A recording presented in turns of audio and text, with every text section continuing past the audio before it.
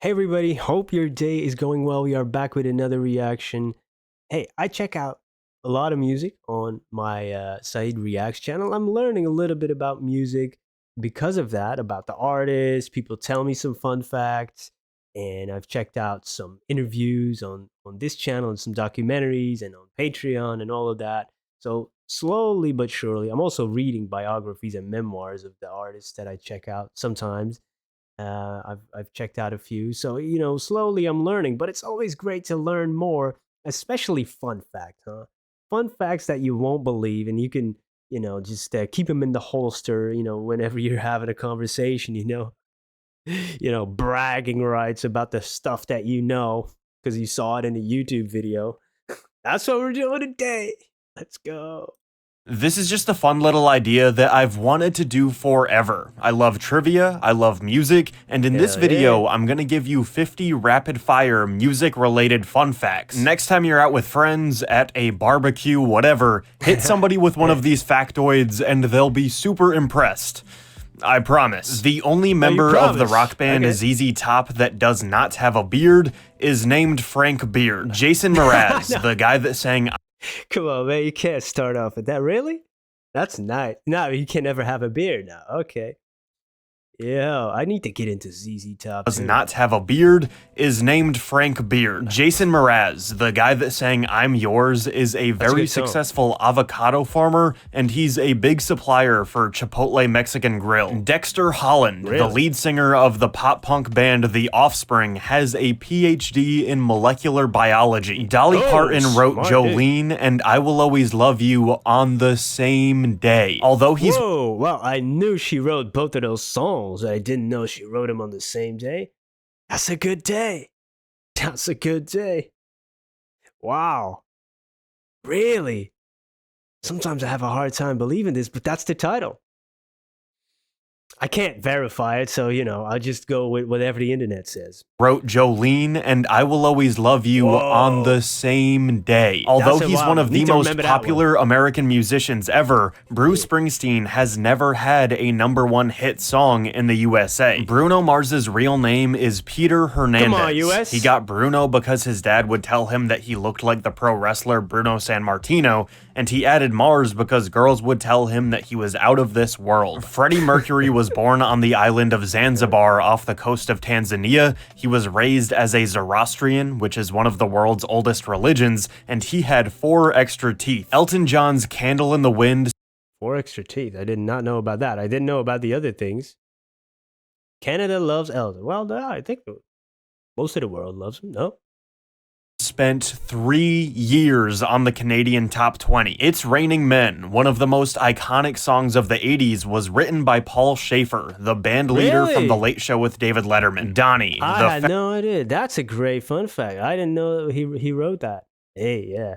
I always loved the chemistry between Paul and Dave, when they would talk to each other in the show and, make fun and jokes and stuff. Yeah, great musician. Oh, yo!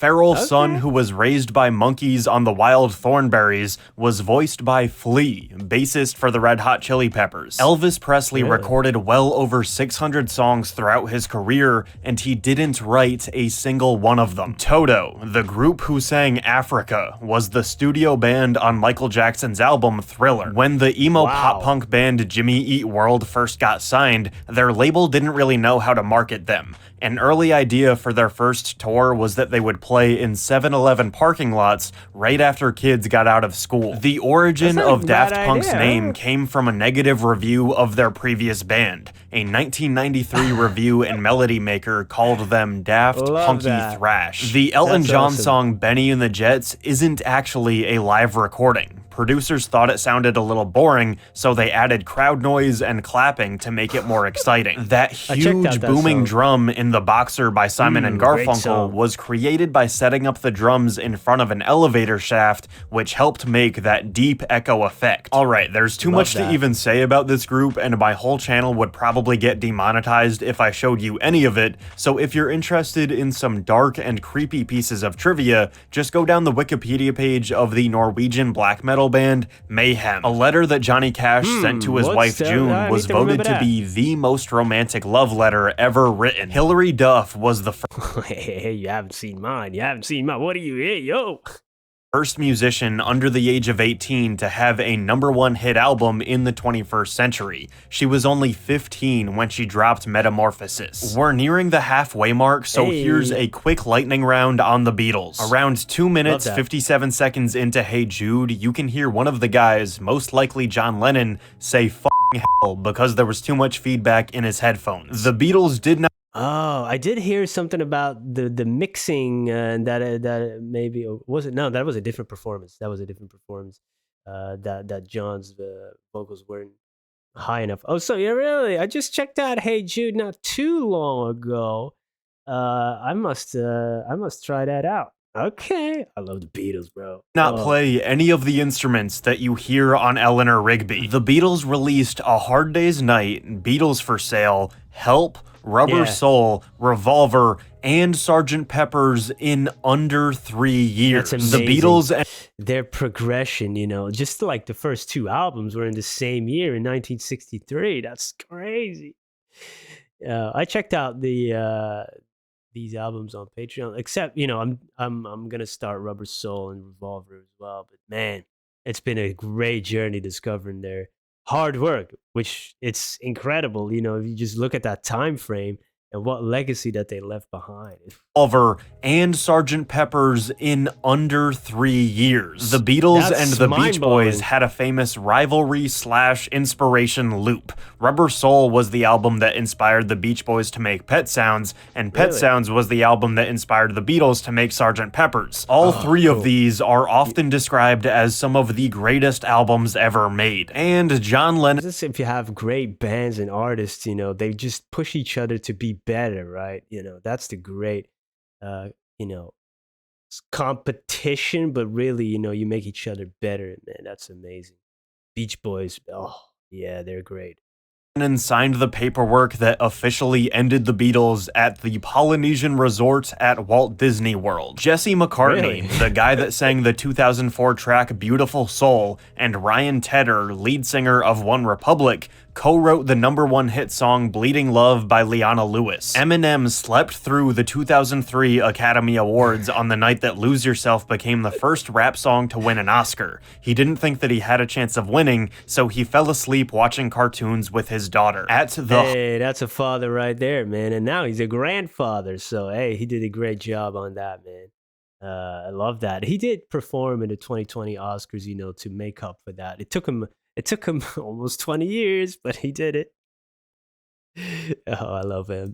Height of Michael Jackson's career, he sang backup on the classic 80s hit song Somebody's Watching Me by Rockwell. The near 10-minute long gothic rock song Bela Lugosi's Somebody's Watching Me. Hey, that's such a Dead was the first thing Bauhaus ever recorded together, and they did it all in one take. Flavor Flav was a musical prodigy. He's proficient in 15 instruments, and oddly enough, he also went to culinary school too. Johnny Cash's iconic song A Boy Named Sue was written by popular children's author Shel Silverstein. Blur is one of the UK's most prolific bands ever, but the only mainstream popularity they had in the US was Song 2, a track that was making fun of American grunge music. James Brown, known for his electric live performances, would have certain hand signals and noises that he would do that would signal his manager that one of the band members had made a mistake.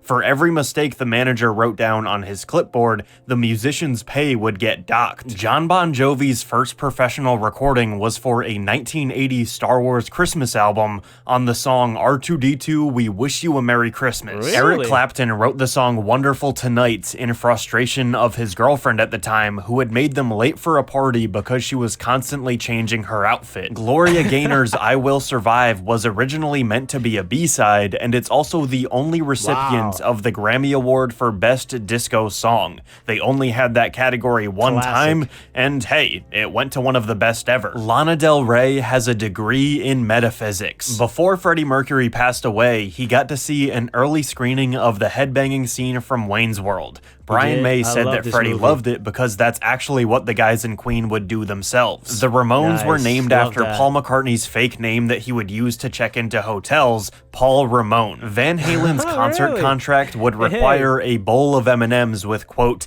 absolutely no brown ones. Because their operation Nah, was so man. massive, they needed the venues to come through perfectly, and the M&Ms were an easy way to see if they actually did everything Yeah. correctly. Arguably, I know they use that as a kind of a litmus test, right, to see if they actually do the other things, you know. So I get it, you know, if it's just a fun headline to put on. Hey, they want no brown M and M's, or they want to peel the M and M's first. You know, you got to peel them, man. You got to peel them.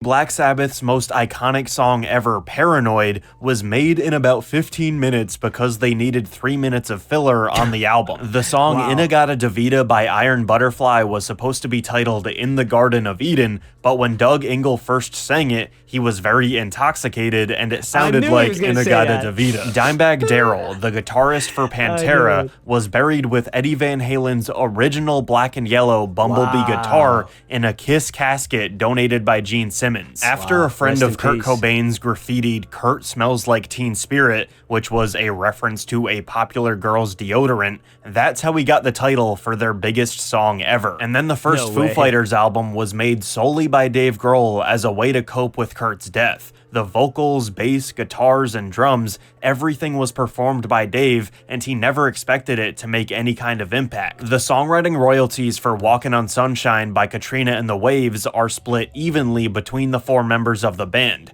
Because the song is still constantly played on the radio, Incredible song. and it's always getting licensed for commercials, movies, and TV, everyone in the band can still make a living off of their song from 37 years ago. Let's The go. That's Italian an composer ROI. Giuseppe Tartini once had a dream where the devil played him the most beautiful piece of music he had ever heard. He woke up, tried to replicate it, but couldn't remember it exactly. His piece is known as Devil's Trill Sonata, and Tartini claimed that he would forever trade his ability to play violin if he could hear that song one more time. Tony Iommi Wow. from Black Sabbath lost the tips of his middle and ring fingers in an industrial sheet metal accident. He didn't want to quit playing, so he created homemade thimble tips for his fingers. These thimble-tipped fingers would essentially create the genre of heavy metal. The Gorillaz song I've heard about this because people commented this on some reactions. You know, yeah, that's a good one. Dare was originally named It's There, but Sean Ryder's accent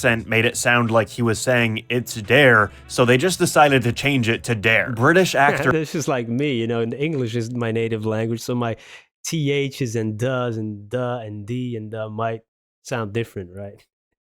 Yeah, I would have been in It's There. Yeah, let's go. Neil Morrissey has had 2 number-1 hit singles in the UK thanks to his work as the voice of Bob the Builder. But Morrissey, the lead singer of the Smiths, never had a #1 in the UK. And the greatest fun fact of them all, Tom Lehrer was a songwriter, mathematician, and comedian that released a novelty song called The Old Dope Peddler in 1953. 60 years later, when someone representing 2 Chainz asked a then 84-year-old Tom Lehrer if 2 Chainz could sample the song, Tom responded with this: "As sole copyright owner of The Old Dope Peddler, I grant you motherfuckers permission to do this. Please give my regards to Mr. Chainz, or may I call him too." I hope you enjoyed this video. All of these pieces of trivia are true, or pretty much true. There are a few Pretty much, technicalities in there, but who cares? Let me know which Hey, fun who fact cares? you enjoyed the most, and thanks for watching. Hey, thank I you need for to watching watch that this video. again, man, if I want to bring this out at the family cookout. I like the one about Paul Schaefer, man. Yo, and the Walking on Sunshine is such a good vibe song. Hey, they deserve all the royalties they can get because they bring in good vibes to the world. So yeah, that's a good one. There's many good ones in here. I already forgot half of them. What was it again? Oh, Elton Loves Canada. Canada Loves Elton. I love the Michael Jackson on Somebody's Watching Me song there. His backing vocals. Oh yeah. And Bon Jovi first recorded for Star Wars?